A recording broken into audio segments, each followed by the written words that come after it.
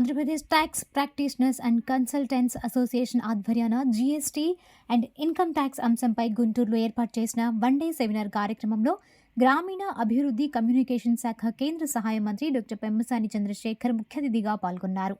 ఈ సందర్భంగా ఆయన మాట్లాడారు. అకౌంటెంట్ అంటే నంబర్స్ క్రంచ్ చేసేవాళ్ళు కాదు, నేషన్ బిల్డర్స్ అని నిరూపిస్తున్న మీ అందరికీ కూడా మనస్ఫూర్తిగా అభినందనలు, కృతజ్ఞతలు. మరి ఈరోజు చూస్తే ఇండియా మనం ఎమర్జ్ అవటం లేదు, ఒక కింద నుంచి ఒక లీడర్గా, ఇండియా అనేది ఒక లీడర్గా ఈ రోజున ప్రపంచంలో ముందుకు వెళ్తూ ఉంది. ఎందుకు చెప్తా ఉన్నానంటే, నేను టెలికాంలో ఉన్నాను కాబట్టి మొట్టమొదటిసారిగా ఇంటర్నేషనల్ టెలికాం యూనియన్ 170 దేశాల నుంచి దాదాపుగా 4 నుంచి 5,000 మంది డెలిగేట్స్ మొట్టమొదటిసారి ఢిల్లీలో మొన్న ఒక పెద్ద మీటింగ్ అయింది. అది ఏషియా పసిఫిక్లోనే ఆ యూనియన్ పెట్టిన తర్వాత 100 సంవత్సరాల్లో ఏషియా పసిఫిక్లోనే ఎక్కడా జరగల మీటింగ్.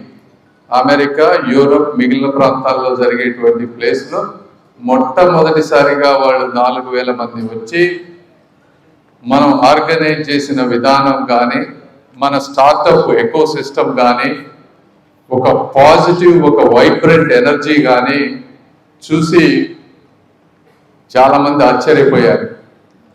యూరోపియన్ కంపెనీస్లో టెలికాం ఎక్విప్మెంట్ మ్యానుఫ్యాక్చర్ చేసే ఎరిక్సన్, నోకియా లాంటి కంపెనీలు వాళ్ళైతే యాక్చువల్గా భయపడ్డారు, ఏమిటి ఇండియా అని. అంటే ఇటువంటి ఒక ఎనర్జీని, ఒక ఎకానమీ, ఒక ఎకో సిస్టమ్ని బిల్డ్ చేస్తూ ఉంది ఈ రోజున ఇండియా.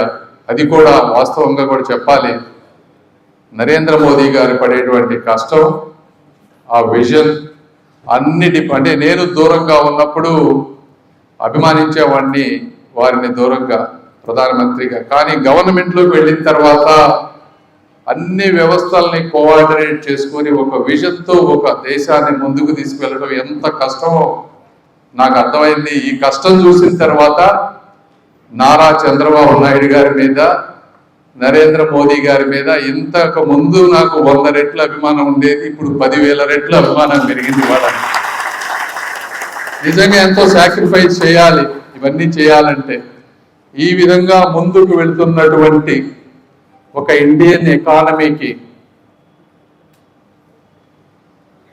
డాక్టరు హెల్త్, ఒక మనిషి హెల్త్కి ఎంత అవసరమో మీరందరూ ఇండియా వెల్త్కి అంత అవసరం.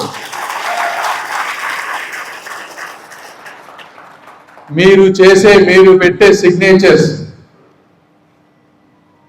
కేవలం ఆ వ్యక్తి